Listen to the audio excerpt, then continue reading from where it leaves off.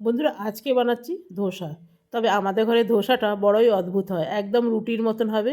কোনো রকম লাল করা যাবে না বা একদম খড়মড়ে করা যাবে না। তো এখানে চালটা ডালটা ভেজে দিয়েছি আর নিয়ে নিলাম একটা মিক্সির জার। তো প্রথমে আমি নিয়েছি এখানে কলাইয়ের ডাল 1 কাপ, এই যে কলাইয়ের ডাল, আর আতপ চাল নিয়েছি 3 কাপ। এটা আপনি ধোসাও বানিয়ে নিতে পারবেন এই ব্যাটারটা দিয়ে, আবার ইডলিও বানিয়ে নিতে পারবেন। এই সব ডালটা আমি আগে পিষে নেব। প্রথমে আমি ডালটা পিষে নিই।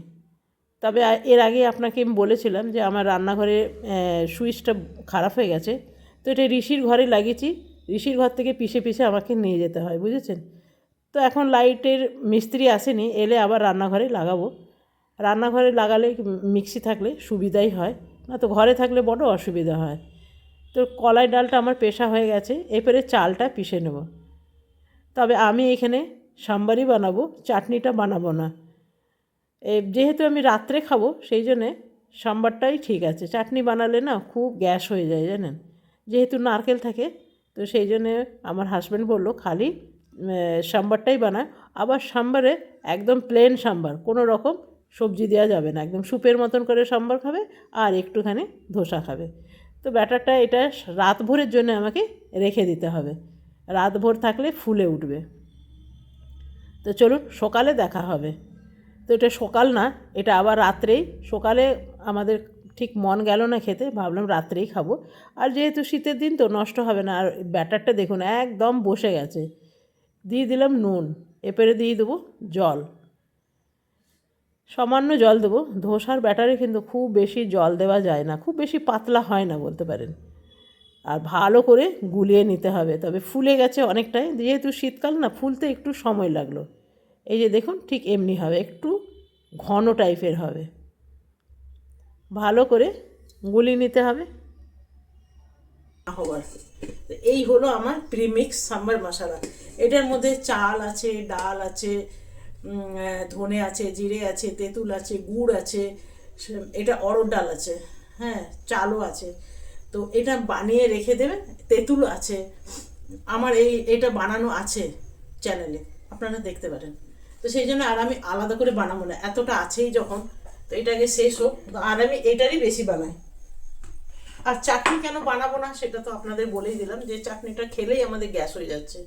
আর গ্যাসের যা কষ্ট ভগবান, খুব কষ্ট। গ্যাস হয়ে যাওয়া মানে খুবই কষ্ট। তো চলুন রান্নাটা শুরু করি।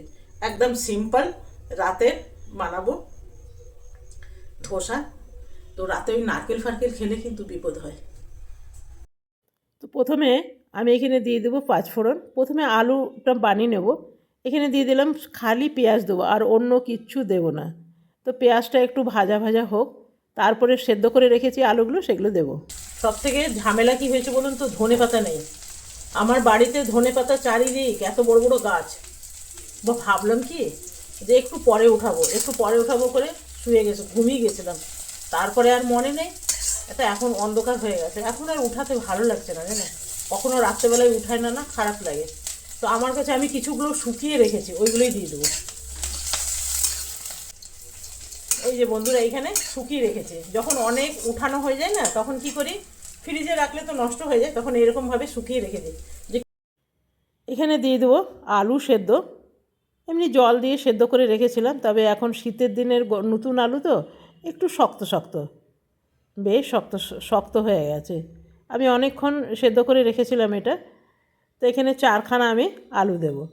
এর মধ্যে এটা দিলাম আমচুর পাউডার, আর এটা দেবো সামান্য নুন, আর এটা হলুদ, আর এখানে দেবো কাশ্মীরি লঙ্কা, দেখতে যেন একটু লাল লাল হয়। দেখুন তো একটু ধনে পাতা পড়লে ভালোই হতো। তবে গুঁড়োটা দেবো, সেটাও কিন্তু খারাপ নয়। গুঁড়ো না মানে শুকনো, এটা আমি বাড়িতেই শুকিয়ে রাখি। এই যে দেখুন, এই সব দিনে আপনার হঠাৎ করে যদি ভুলে যান বা বাড়িতে না থাকেন, তখন কিন্তু এগুলো বেশ কাজে দেবে। এগুলো কিন্তু আমি গুঁড়ো করে দিলাম তাই, না তো যদি আপনি ডালের মধ্যে আপনি ফেলে দেওয়া হয়, দেখবেন একদম পাতাটা জেগে উঠবে। তো এটা আমার হয়ে গেল। এরপরে প্রিমিক্স সাম্বার মশলাটা বানিয়ে নেবো। তবে প্রিমিক্সটা আমি বানিয়ে রেখেছি, যখন তখন ধোসা খাওয়া হলে না খুব কাজের জিনিস, সঙ্গে সঙ্গে আর ডাল করতে হয় না। দিয়ে দিলাম একটু সর্ষে ফোড়ন। আর এখানে নেব প্রিমিক্স 3 চামচ, দুজনের জন্যে 3 চামচ যথেষ্ট।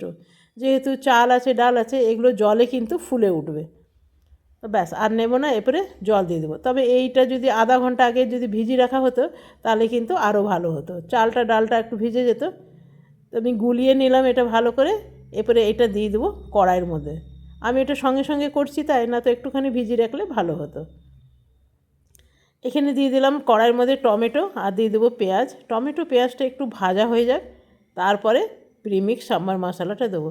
তবে আমাদের ঘরে যে ধোসাটা হয় না সেটা একদম ধোসার মতন না, কিন্তু দিয়ে দিলাম একটু নুন। সেটা কিন্তু মানে আমার হাজব্যান্ড একটুখানি রুটির মতন নরম নরম পছন্দ করে, খটমটেটা একদম পছন্দ করে না। আমি একটুখানি খচমটে পছন্দ করি, কিন্তু আমার হাজব্যান্ড পছন্দ করে না। তো ওকে বানিয়ে দেবো একদম রুটির মতন, রুটি যেরকম হয় একদম নরম নরম সেই রকমই। দিয়ে দেবো সামান্য গুড়, গুড় অবশ্যই দেবেন, চিনি দেবেন না, গুড়টাই দেবেন। এটা একটু ততক্ষণ ফুটে উঠুক, উপর থেকে দিয়ে দিলাম শুকনো ধনে পাতা। বন্ধুরা, কারি পাতার আমার বিশাল বড় গাছ আছে জানেন। তো ওই যে বললাম আজকে ঘুমিয়ে গেছিলাম, যার কারণে উঠাতে পারিনি জানেন। আর এই সাম্বারের মধ্যে আপনারা মনের মতন সবজি দিতে পারবেন, তবে বললাম না আমাদের ঘরটা বড়ই অদ্ভুত।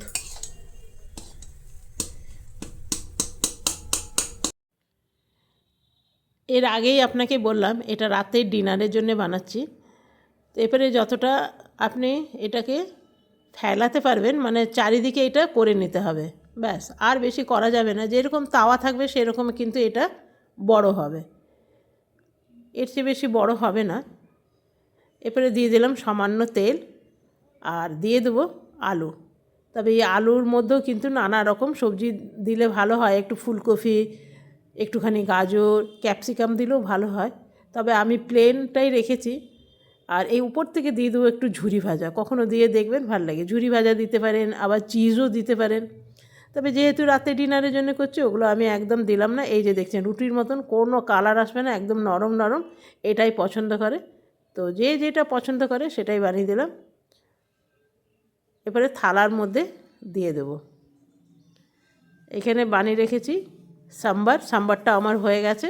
এই যে দেখুন, এটা একদম স্যুপ টাইপের আপনি খেতে পারবেন, একটু ধোসা খাবেন একটু স্যুপ টাইপের খাবেন, তাহলে ভাল লাগে। সেই জন্য আমাদের ঘরে এই রকমই পছন্দ করে। আর দিয়ে দেবো একটু পুডি। এটা ইডলির সাথেও খাওয়া যায়, আবার ধোসার সাথেও খাওয়া যায়। ইডলি পুডিং বলা হয়, পুডি বলা হয়। এটার মধ্যে বাদাম আছে, নারকেল আছে, রসুন আছে। এটা কোনো দিন বানিয়ে আপনাদের দেখাবো। তো চলুন বন্ধুরা, এটা আমার হাজব্যান্ডকে দিয়ে আসি। একখানাই খাবে রাত্রেবেলায়, একখানা হাজব্যান্ড খাবে আর একখানা আমি খাবো। তো খুব বেশি নরম, খুব বেশি খটখটে করিনি, নরমই আছে। তো চলুন এটা দিয়ে আসি, বেশি খটমটে করলে আবার খাবে না।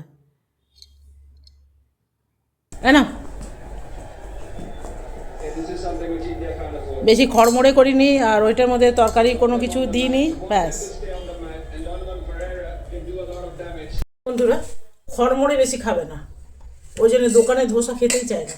তো আমি যেটা বানাচ্ছি সেটা একটুখানি ক্রিস্পি বানাচ্ছি। খাবে না যখন বলুন, যে খাবে না তাকে দিয়ে লাভ আছে? শুধু শুধু আপনারই কষ্ট হবে, মনে হয় ইস খেতে পারলো না। এটা বানাচ্ছি আমার জন্যে। উপর থেকে দিয়ে দেবো একটুখানি গার্লিক চাটনি। এই চাটনিটা আমি অনেকবার বানিয়ে দেখেছি, এটা ড্রাই চাটনি কিন্তু শুকনো না। তবে এটা পরোটার মধ্যে দিয়ে বানালেও কিন্তু ভীষণ ভালো হয়। তবে এটা 2-3 বার আমি চ্যানেলে বানিয়েছি, আমারটা বানিয়েছি একদম খটখটে। আর আমার হাজব্যান্ডের তো একটা দিয়েই চলে এসেছে, আর নেবে না বললো। আর আমি রাত্রের জন্য একটাই ঠিক আছে, কেন ভেতরে আলু টালু আছে, তো সাম্বার আছে, তো একটাই যথেষ্ট। তো দেখুন বন্ধুরা, দেখুন, এই দেখুন একদম ভীষণ গরম, একদম। বন্ধুরা, এই হলো আমাদের রাতের ডিনার, আমার একটা, আমার হাজব্যান্ডের একটা, ব্যাস। আর লাগবে না। তো সেই জন্য বেশি আর চাটনি ফাটনি খেলাম না রাত্রেবেলাতে, না খেলে বেশি গ্যাস ট্যাস হয়ে যায়। এটা দিনের বেলায় হতো তবু বানালে ভাল লাগতো। তো সেই জন্য এটা ডালটাও প্লেন আছে আর এই ধোসাটাও প্লেন আছে, ভীষণ ভালো হয়েছে জানো। তো চলুন বন্ধুরা, আজকের মতন আমি এখানেই শেষ করলাম।